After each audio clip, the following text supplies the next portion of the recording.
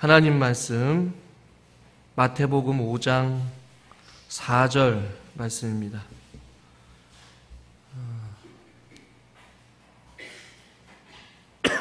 신약성경 5페이지 마태복음 5장 4절 한 절인데 우리 한 목소리로 같이 읽겠습니다. 애통하는 자는 복이 있나니 그들이 위로를 받을 것이니요. 아멘.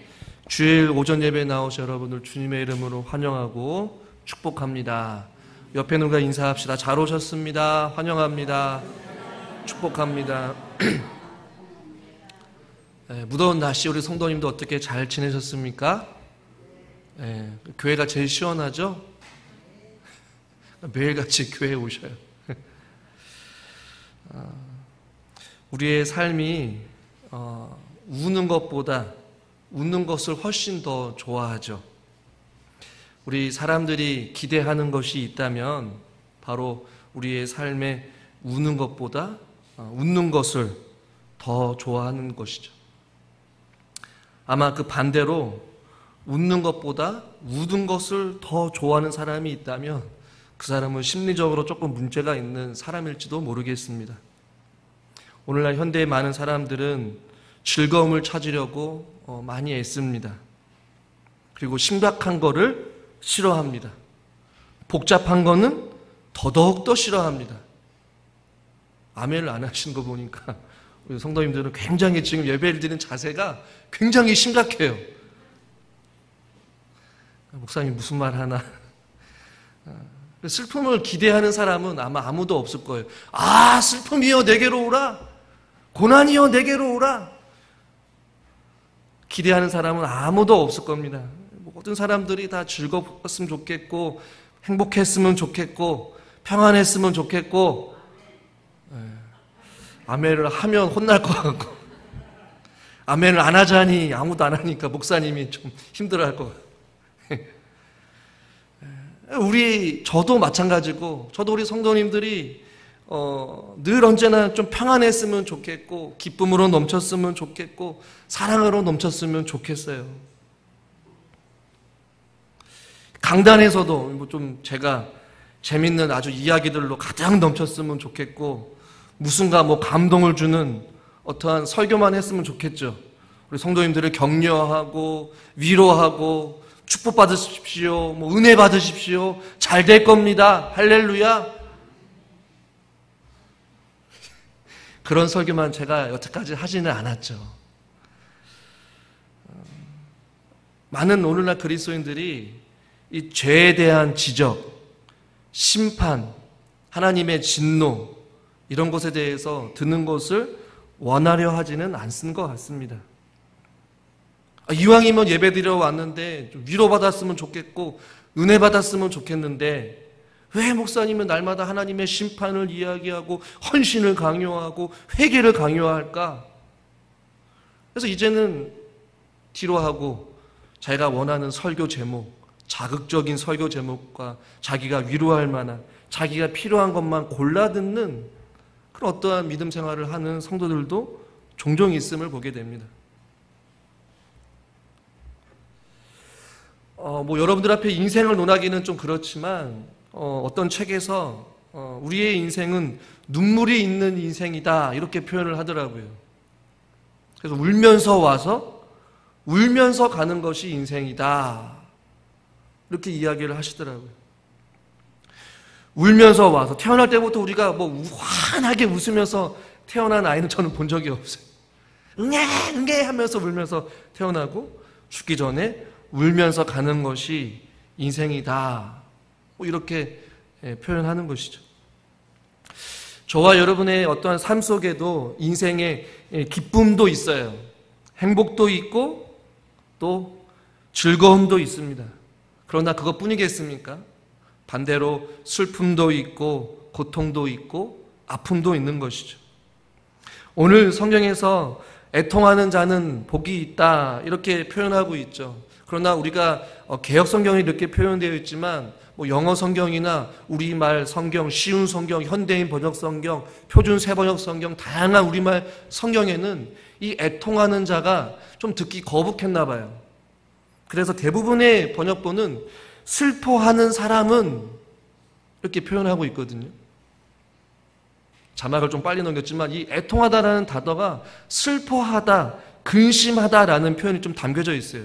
그래서 애통하라 이것이 좀 듣기 거북하니까 오늘날의 성경에는 이것을 조금 좀 바꿔서 슬퍼하는 사람은 복이 있다라고 표현을 했어요. 저는 그러나 이 슬퍼하는 사람보다는 저는 애통하는 사람으로 그냥 그대로 번역을 하고 싶어요. 우리가 삶이 즐겁고 행복하고 기쁘고 평안해야 되고 우리 삶에 늘 언제나 행복한 일만 있었으면 좋겠는데 그것이 복된 사람이요 그것이 행복한 사람의 모습인데 예수님께서는 오히려 정반대로 슬퍼하는 사람 혹은 애통하는 사람이 복이 있다라고 표현하고 있어요. 이 단어가 헬라어로 이 9가지 단어로 표현되거든요. 애통하다는 단어가 애통하다 혹은 슬퍼하다 혹은 근심하다라고 번역을 하기도 해요. 그런데 오늘 예수님께서 말씀하신 이 헬라어 중에 9가지 동사 표현 중에 오늘 이 동사의 표현은 이 헬라어 성경어로 펜데오라고 표현하는데 이 단어가 그중 아주 강력하고도 통렬한 것. 그래서 창자가 끊어질 듯한 어떠한 슬픔과 고통으로 슬퍼하는 것을 의미해요. 그러니까 단순히 그냥 슬퍼하다가 아니라 우리 마음에서 막 끓어오르는 창자가 끊어지듯이 아픈 어떤 그런 슬픔을 가지고 있는 사람이 복이 있다라는 것이죠. 그래서 이 단어는 다른 곳에 쓰여지기보다는 신약 성경에서는 죽은 자에 대한 애도를 나타낼 때만 이 단어를 썼어요.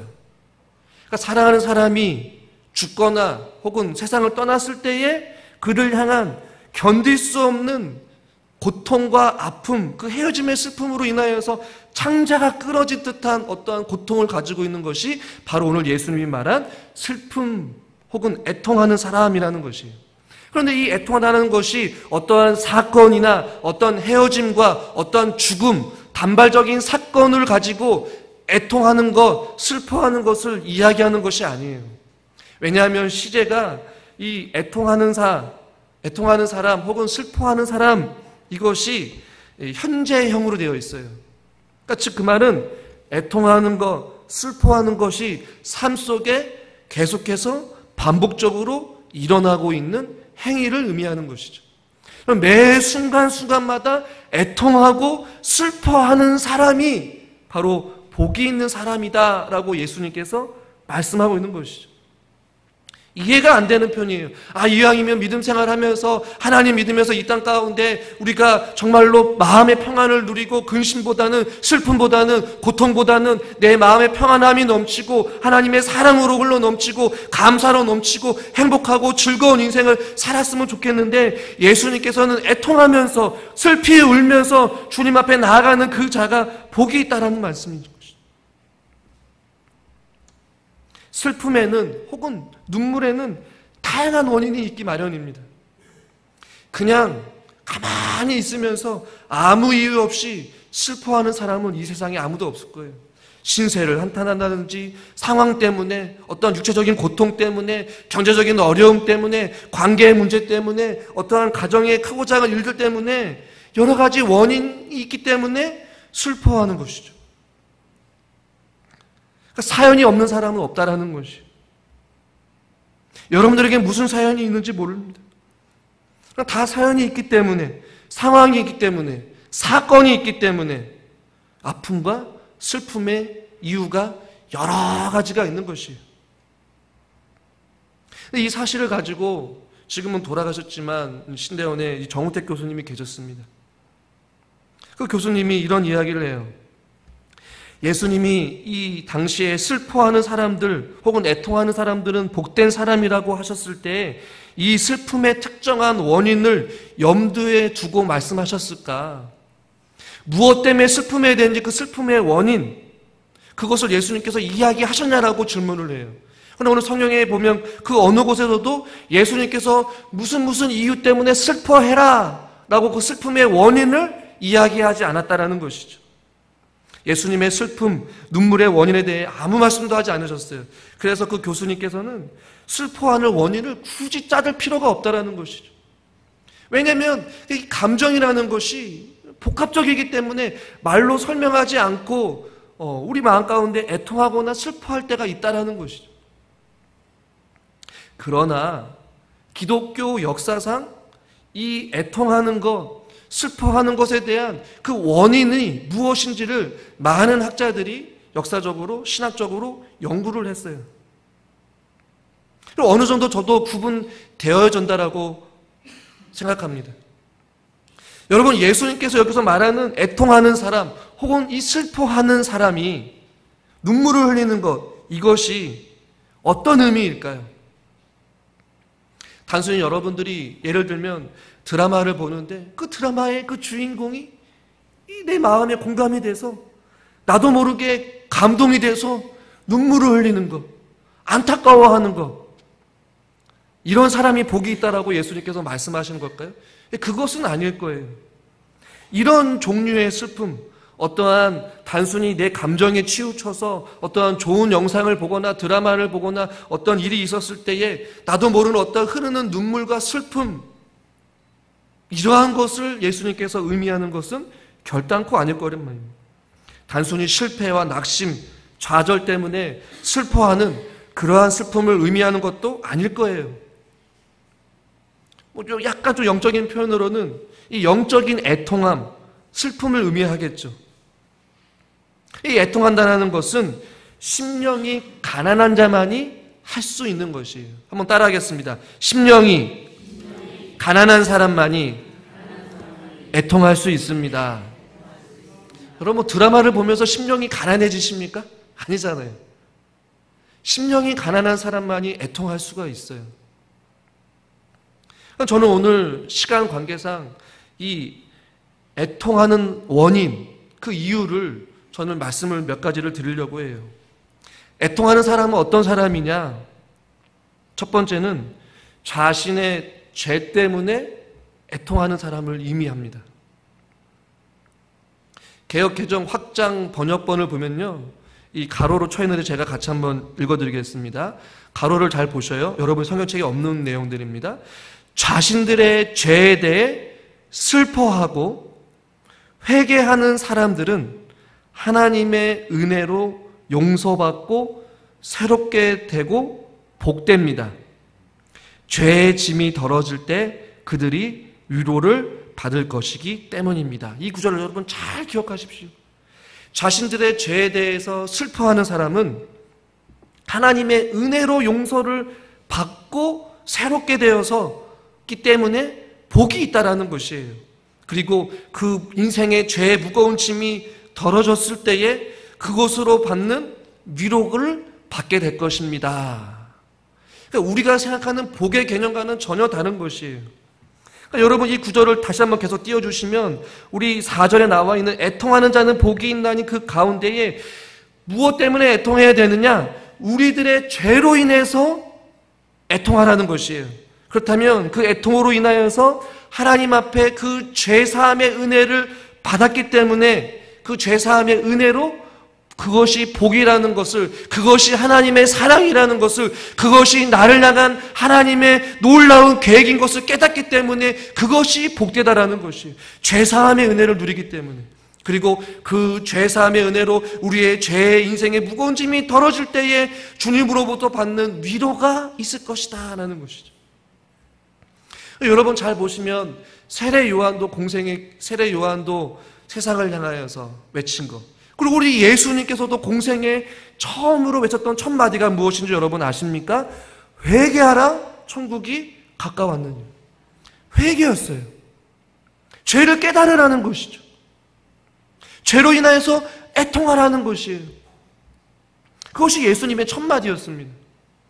그래서 심령이 가난한 자는 그 주님 앞에 나아가서 애통하는 것이에요. 슬퍼하는 것이에요. 견딜 수 없는 그 창자에서 끌어나오는 끊어질 것 같은 고통을 가지고 주님 앞에 슬퍼하며 우는 것이죠. 무엇 때문에요? 내 안에 있는 죄 때문에 라는 것이죠. 그 예수님께서도 누가복음 6장에서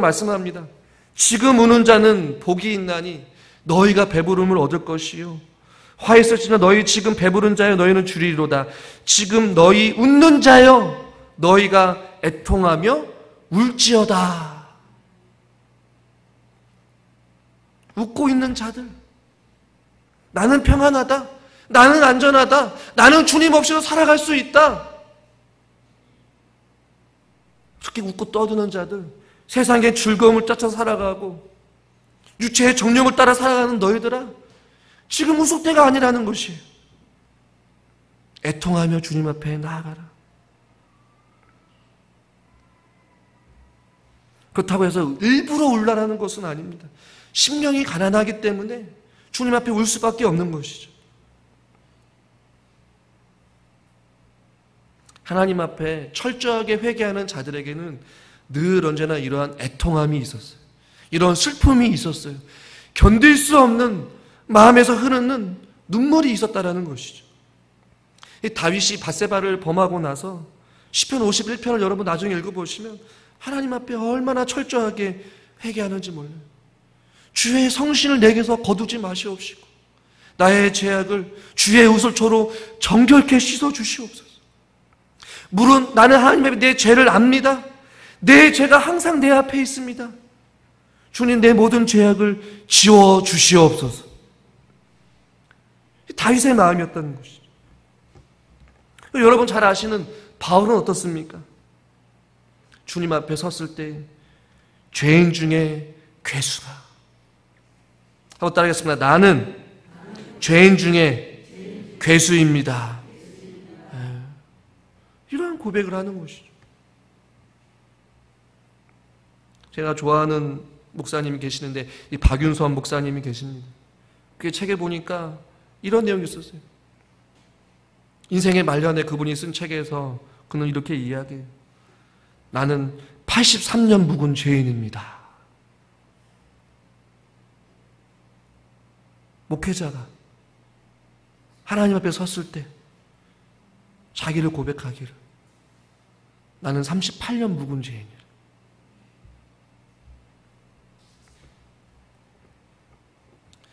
우리나라에도 잘 알려져 있는 인디언들에게 선교했던 데이비드 브레이너의 생애가 있습니다.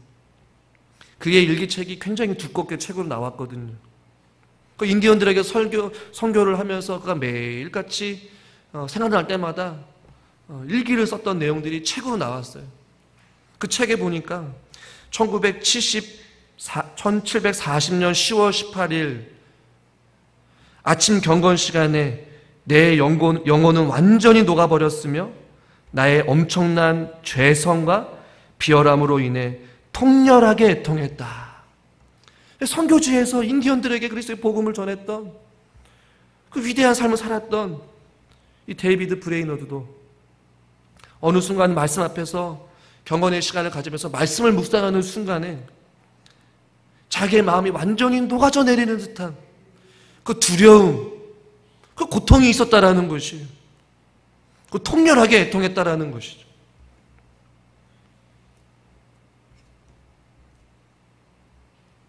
한번 따라해 보겠습니다. 나도 울어야 할, 애통해야 할 충분한 이유가 있습니다. 저에게도 있어요. 여러분들에게도 있어요. 왜 그렇습니까? 우리 모두는 이 죄의 유혹에 쉴 새 없이 파고들고 있는 이 죄악된 세상 가운데 저와 여러분들이 살고 있기 때문에 그래요. 여러분 잘 기억하십시오. 하나님께서 저와 여러분들을 죄 없는 자라고 선언하셨습니다. 믿으십니까? 우리를 의롭다 여기셨습니다. 할렐루야. 그러나 중요한 것은 무엇인지 아십니까? 실제로 우리가 죄가 없다라는 것은 아니라는 사실이에요. 죄가 없다라고 예수님께서 선언하신 것이지 우리가 실제로 죄가 없다라는 것은 아니라는 것이에요. 그렇기 때문에 우리는 모두 다 주님 앞에 울어야 할 충분한 이유가 있다라는 것이에요. 우리 모두가 주님 앞에 벌거벗은 죄인이기 때문에 그렇다는 것입니다. 만일 우리가 죄 없다라고 하면 스스로 속이고 또 진리가 우리 속에 있지 아니한다라고 성경은 말씀하고 있어요. 저는 하나님 앞에 죄인입니다. 여러분들은 어떻습니까?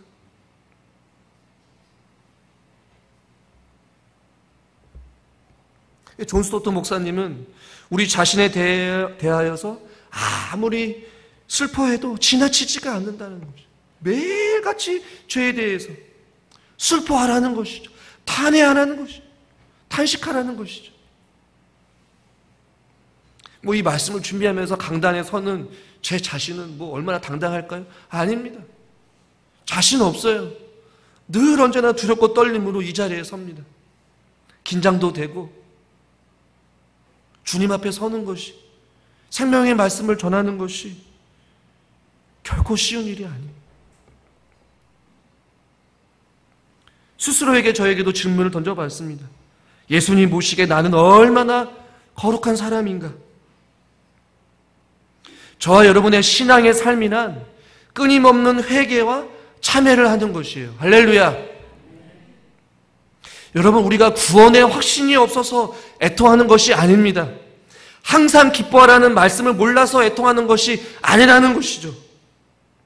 거룩한 진리의 빛 앞에 우리가 벌거벗은 것처럼 우리의 자신이 말씀 앞에 우리의 더럽고 추악한 모습들이 완전하게 노출되어야 되는 것이고, 그 노출되었을 때에 우리의 죄악을 발견하는 것이고, 그 죄악 때문에 우리는 주님 앞에 탄식하며 우리는 슬피 울며 회개해야 되는 것이죠.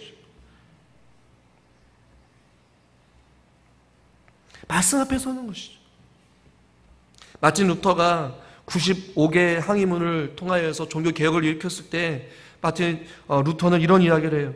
우리 생애 전체가 회개하는 인생이 되어야 한다. 예수 믿을 때만 회개하는 것이 아니라, 잘못을 우리가 했을 때만 깨닫고 회개하는 것이 아니라, 매 순간순간마다 우리 생애 전체가 주님 앞에 회개하는 인생이 되어야 된다는 것이죠. 여러분, 애통은 상한 마음입니다.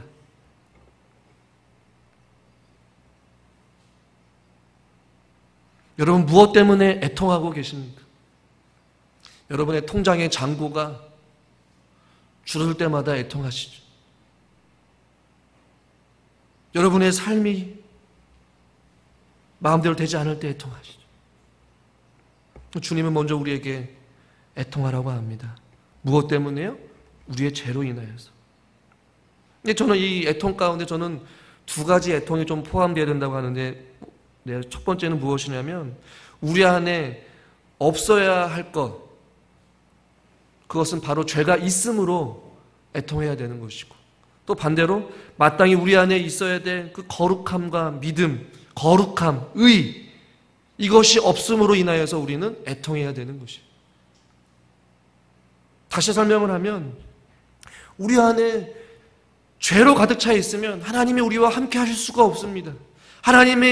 성령 하나님이 우리와 함께 하신다라고 약속하셨는데, 우리 안에 죄악된 욕심으로 가득 차 있는 것이에요.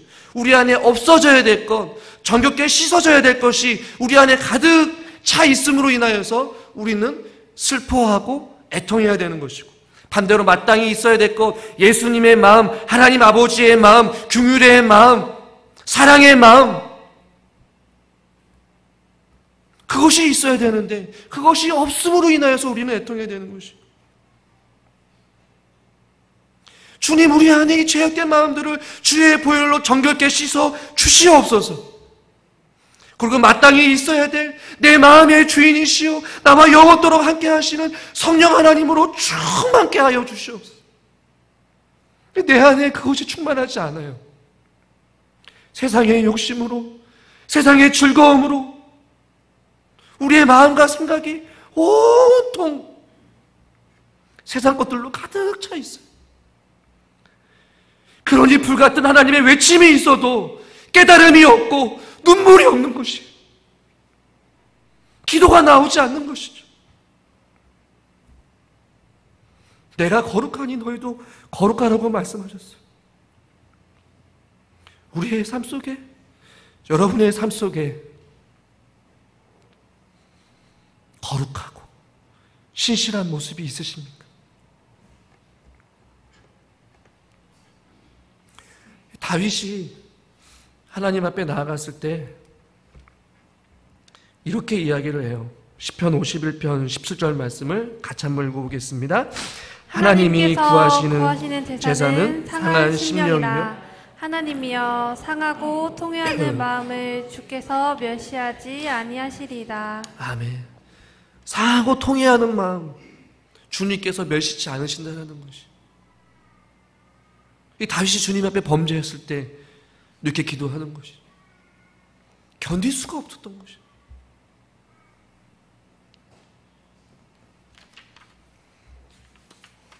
이 두 번째 애통함은 무엇이냐? 실제적으로 저와 여러분의 삶 속에서 경험하고 있는 고난과 아픔 때문에 우리가 애통해야 된다고 성경 우리에게 도전해 줍니다. 어떤 애통이냐? 예를 들면 늙은 야곱이 12명의 아들이 있었잖아요. 그 아들 사랑했던 그 아들 요셉이 행방불명이 되었다고 그의 아들들이 거짓말을 해요. 그리고 피 묻은 어떤 옷을 가지고 왔을 때 야곱이 창세기 37장 34절에 보면 이렇게 표현합니다. 자기 옷을 찢고 굵은 배로 허리를 묶고 오래도록 그의 아들을 위하여서 애통하니. 무엇 때문에 애통할까요? 자기가 사랑하는 그 아들을 잃어버린 그것으로 인하여서. 그러니까 첫 번째는 우리 죄 때문에 애통하는 것이고, 두 번째 애통은 저와 여러분이 이 땅 가운데 살아가면서 경험하게 되는 수많은 어떠한 다양한 일들로 인하여서 우리는 애통해야 된다는 것이에요. 이 고라자손 마스길이 쓴 시편에 보니까요, 시편 42편 3절에 사람이 종일 내게 하는 말이 너희 하나님이 어디 있느냐. 오늘날로 표현하면 너가 믿음 생활하고 너가 하나님을 믿는다라고 하지만 너 봐라, 너 잘 되고 있느냐? 믿음 생활해서 뭐해? 사람들이 비방하고 욕하는 거예요. 너가 말하는 하나님이 도대체 어디 있냐라는 것이죠. 믿음 생활을 그렇게 유별나게 해서 뭐 하냐라는 것이죠. 내 눈물이 주야로 음식이 되었다는 것이죠. 왜 그럴까요? 이 땅 가운데 살아가면서 믿음 생활을 하는데, 내가 주님 앞에 헌신하면서 살아가는데 내 삶이 어려움의 연속일 때가 있어요. 하는 일들이 잘 풀리지 않거나, 자녀가 탈선을 하거나, 갑자기 질병이 찾아오거나, 갑자기 경제적인 어려움이 있거나, 갑자기 어떠한 사건으로 인하여서 경제적인 손해를 보거나, 설명할 수 없는 일들이 계속 몰려올 때가 있단 말이죠. 이유를 알 수 없는 삶의 어려움을 만났을 때에 우리들은 해야 될 것은 하나님의 옷자락을 붙잡고 통곡을 해야 된다는 것이에요. 주님! 나를 도와주시옵소서. 이 가슴을 저미는 아픔과 고통을 견딜 수가 없어서 주님 앞에 나아가는 것이죠. 저도 개인적으로 아버님이 좀 아프셨을 때 하나님을 참 많이 원망했어요. 아버님을 찾아뵙지도 못하고, 코로나 때문에 면회도 못 가고, 왜 갑자기 그렇게 아픔 가운데 빨리 데려가셨을까? 표현은 안 했지만 속으로 많이 울면서 그 하나님의 뜻을 찾으려고 부더니도 했었어요. 삶 속에서 목회를 하면서도 하나님, 어려움 속에 기도하는 것이죠. 하나님의 뜻을 다 헤아릴 수 없지만 그 답답한 마음을 가지고 주님 앞에 나와 울부짖는 것이죠. 저는 저뿐만 아니라 여러분의 삶도 별다를 차이가 없다라고 봅니다. 여러분의 인생을 제가 다 알 수는 없지만 여러분들은 마땅히 울어야 될 이유가 있지 않습니까? 마땅히 하나님 앞에 나아가 마음을 다하여서 주님의 도우심을 구하고 주님의 자비하심을 구하면서 기도해야 될 기도의 제목이 있어요. 여러분의 믿지 않는 가족 구성원들을 위해서 여러분들은 우셔야만 합니다. 여러분 애통해야 합니다. 여러분의 믿음 없음과 연약함을 위하여서 여러분들을 우셔야 합니다. 그런데 왜 울부짖지 않습니까? 왜 하나님을 찾지 않을까요? 야고보서에 보면 너희 중에 고난당한 자가 있느냐? 그는 기도할 것이요. 하나님은 우리에게 고난을 원하시는 분이 결코 아니셔요. 그러나 하나님은 때로는 우리에게 알 수 없는 일들을 허락하십니다. 고난도 주셔요. 좀 죄송하지만 육체적인 질병도 주십니다. 때로는 사고도 주셔요. 그것이 우리를 싫어해서가 아니죠. 하나님을 찾으라는 것이죠. 하나님 앞에 나아가라는 것이죠. 고난 중에도, 아픔 중에도 기도하지 않는 용감한 사람들은 도대체 어떠한 사람들일까요? 애통하지 않는 자예요? 마음이, 심령이 가난한 사람이 아닙니다. 사랑하는 우리 성도 여러분, 저는 여러분들에게 하기보다는 제 자신에게 외치고 있는 것이에요. 온전한 주의를 성실하지 못하는 성도들, 온전한 11조 생활을 하지 못하는 성도들, 직분을 받았지만 직분에 합당하지 못한 성도들을 향하여서 울지 않는 제 자신을 주님 앞에 회개하는 것이죠. 제 자신 스스로도 말이죠.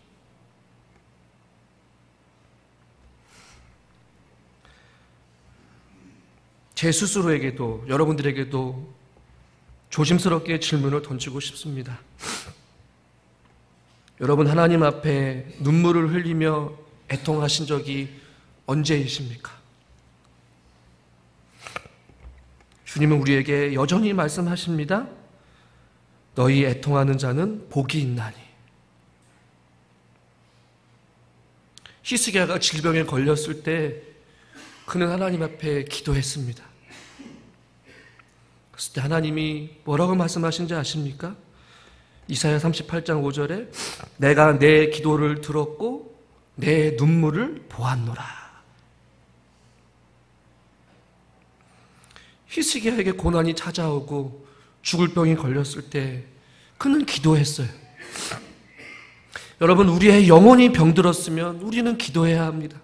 우리의 육체가 질병이 걸렸으면 우리는 기도해야 합니다. 예수님을 모르는 자들이 있다면 예수님 앞에 기도해야 합니다.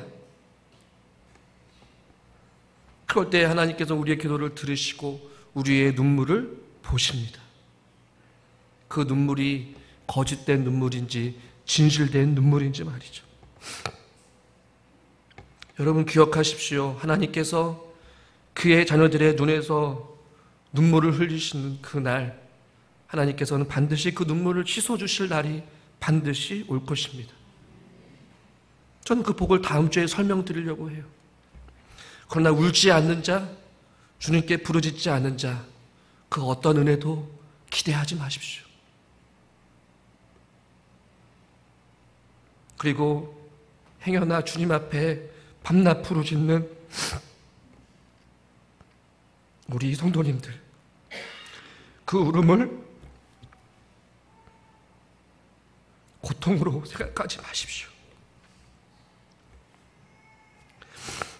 그 울음 속에 하나님이 풍성한 위로와 하나님의 은혜와 하나님의 일하심을 경험하게 될 것입니다. 기도하겠습니다. 하나님 아버지, 애통하는 자는 복이 있다라고 말씀하셨습니다. 우리가 예수님을 처음 믿었을 때 그 은혜에 너무나도 감격이 되어서 주님 앞에 펑펑 울면서 내가 주님을 사랑합니다라고 고백했던 그 처음 신앙을 다시 한 번 더 회복시켜 주시옵시고, 다시 한 번 더 주님 앞에 상한 심령으로 나아가 울부짖고 기도하는 기도의 사람들이 되게 하여 주시옵소서. 마땅히 우리 안에 울어야 할 이유가 너무나도 많이 있음에도 불구하고 주님을 찾지 아니하고 주님 앞에 기도하지 아니하고 주님 앞에 회개하지 않았던 교만한 저희들의 마음을 불쌍히 여겨주시고 주님 용서하여 주시옵소서. 돌같이 굳어버리고 메말라버린 우리의 심령을 주님 다시 한 번 더 회복시켜 주셔서 주님 앞에 애통하는 자가 되게 하여 주시옵소서. 눈물을 회복시켜 주시옵소서. 주님의 은혜가 아니고서는 견딜 수 없는 자임을 깨달아 알게 하여 주시고 주님의 자비하심과 주님의 긍휼하심을 구하며 날마다 주님 앞에 애통하는 자의 삶을 살게 하여 주시옵소서. 내 기도를 들었고 내 눈물을 보았노라 라고 말씀하신 것과 같이 하나님께서는 반드시 우리의 기도를 들으시고 우리의 눈물을 보고 계신 줄 믿습니다. 우리의 흐르는 그 눈물이 결코 고통의 눈물이 아니라 그 눈물 가운데 숨겨져 있는 하나님의 선하신 뜻이 있음을 믿음으로 기대하고 소망하며 하나님을 바라볼 때마다 하나님의 풍성한 위로하심과 하나님의 우리의 눈물을 닦아주시는 그날이 속히 오심을 기대하며 사모하며 우리는 날마다 주님 앞에 나아가기를 원하오니 주여 저희들에게 크신 은혜와 사랑과 하나님의 말할 수 없는 위로하심을 허락하여 주시옵소서. 예수님의 이름으로 감사하며 기도드리옵나이다. 아멘.